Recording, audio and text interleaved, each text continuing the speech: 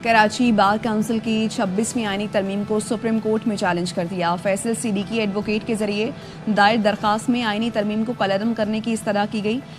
Bar council की जानिब से 26वीं आईनी तरमीम को सुप्रीम कोर्ट ऑफ पाकिस्तान में चैलेंज कर दिया गया है, जिसमें इस तरमीम को कलअदम करार देने की इस्तदा की गई है। इस दरख्वास्त में कराची बार काउंसिल की जानिब से ये इस्तदा भी की गई है कि 26वीं आईनी तरमीम के तहत बनाए गए आईनी बेंचेस और इनके फैसलों को भी ख़त्म किया जाए। इस दरख्वास्त में कराची बार काउंसिल ने यह मौक़िफ़ भी इख्तियार किया है कि 26वीं आईनी तरमीम अदलिया की आज़ादी के बुनियादी उसूलों के खिलाफ है और ये तरमीम बुनियादी हुकूक के भी बरखिलाफ है।